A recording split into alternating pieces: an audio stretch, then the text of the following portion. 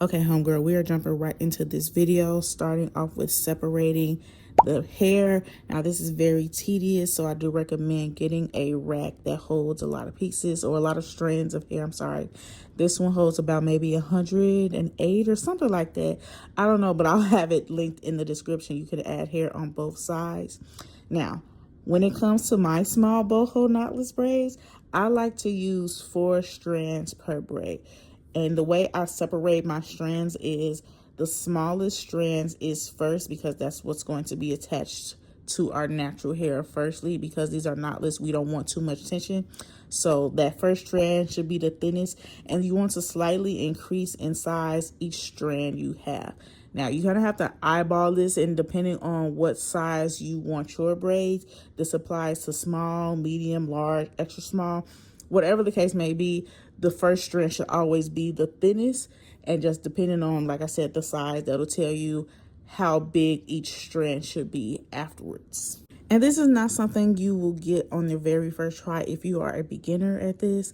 This is something that actually takes practice, so maybe as you go, you might be able to adjust the sizing depending on what you like.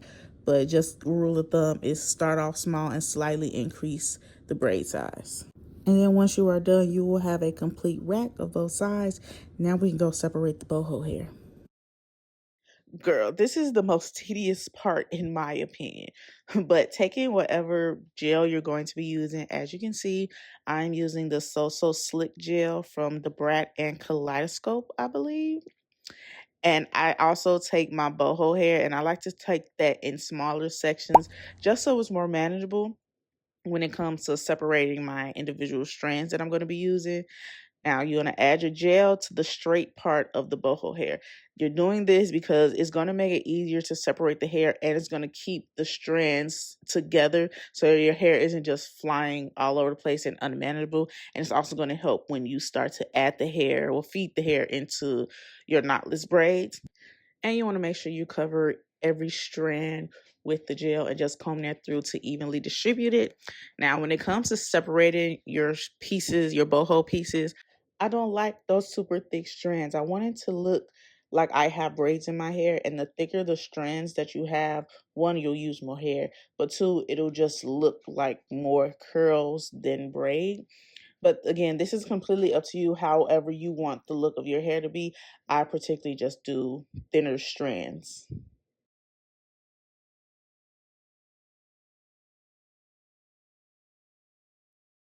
Who girl, we got a long day ahead of us.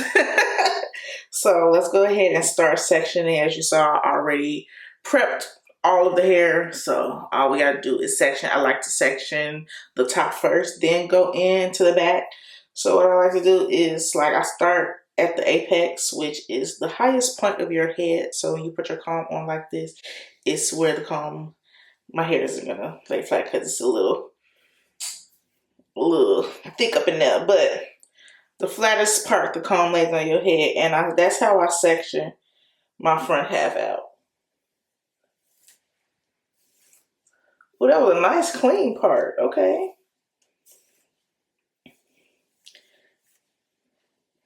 And then from that same spot, do the other side.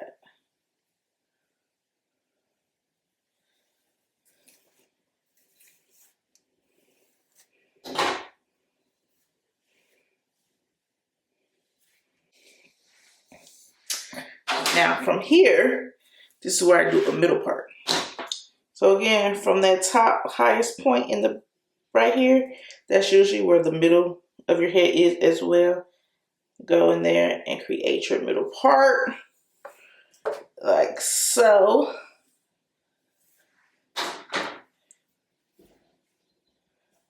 Boom. And because I'm doing small, I do, ah, a piece of my hair got like wrapped around the clip somehow, and it was just pulling. If you see me looking ahead, I have a mirror sitting in front of me, as well as a handheld mirror, so that I can see when I part the back of my hair. So I typically do about 7 rows on each side, but I start creating my sections from my middle part because I like to wear my braids in the middle part. So That way, that can kind of like guide the rest of the sections. And a section is no wider than 1 inch. So this is about 1 inch, if you want to know. Maybe a little bit shorter. So maybe a 1/2 inch is about the size of each of my rows. Because like I said, these are small.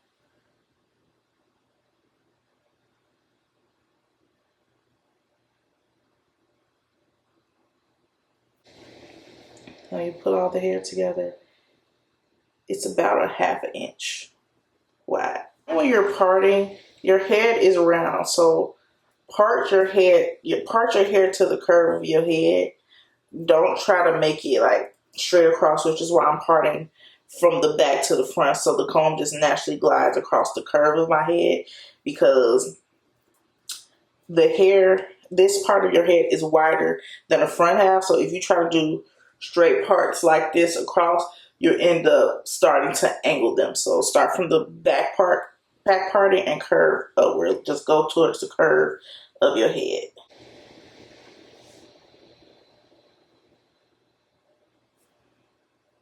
So for example, see, I just went to the curve of my head.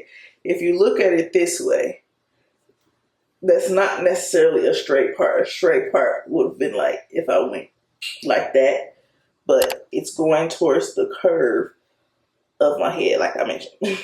Now this one is where you can just go ahead and part straight, because that's no longer the curved part of your head. Your hair is typically flatter right there. So boom.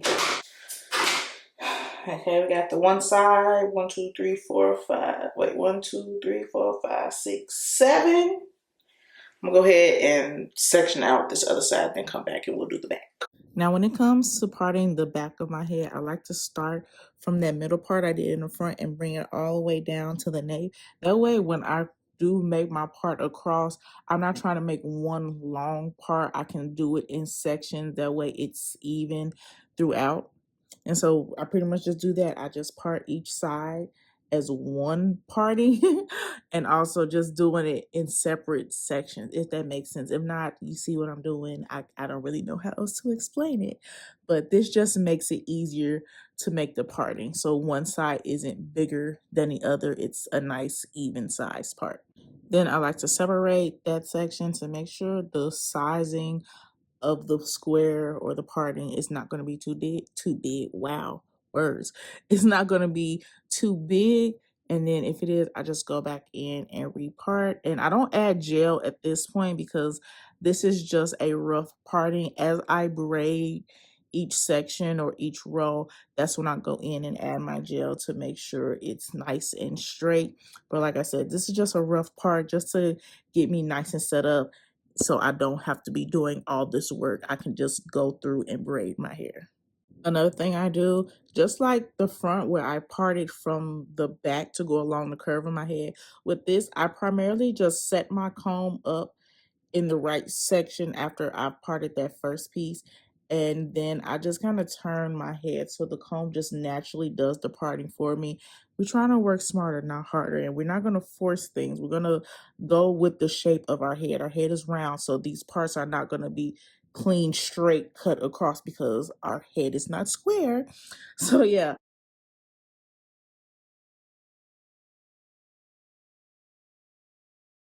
Also, you want to brick lay these parts.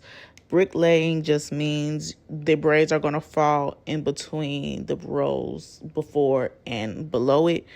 Way you do that is, as you see, I'm not parting directly at the same part as the last row. I'm going to start my parts in the middle or somewhere in between that square of the braid. I hope that makes sense, but you see what I'm doing.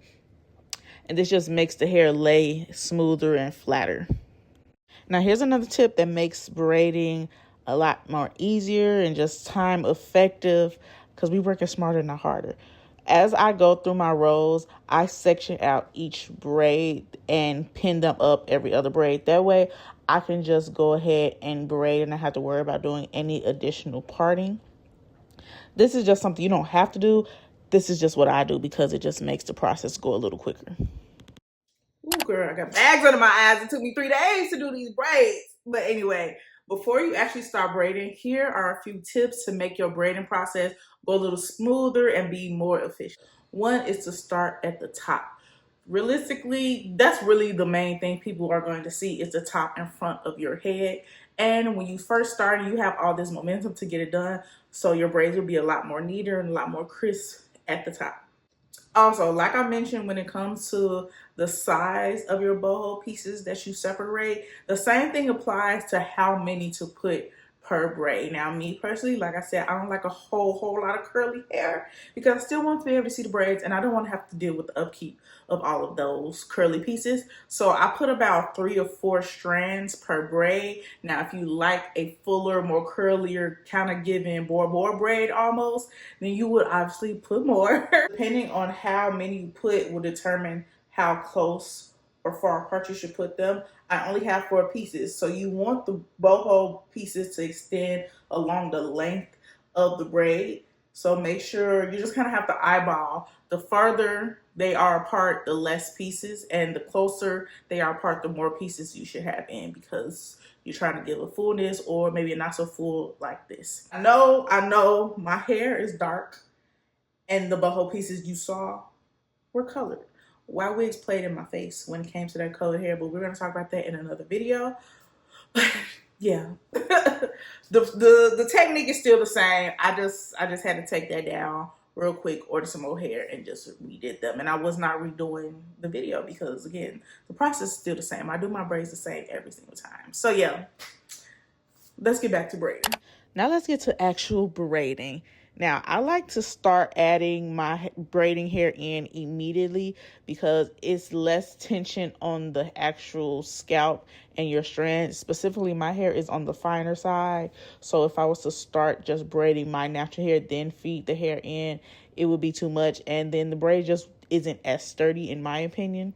So I add my gel, and then I go in as I do my first strand, I add my first piece of braiding hair, and I do that every strand. There is no adding a braiding hair strand, braid down, adding another piece. No, I add them back to back to back. That way the braid is nice and firm at the beginning.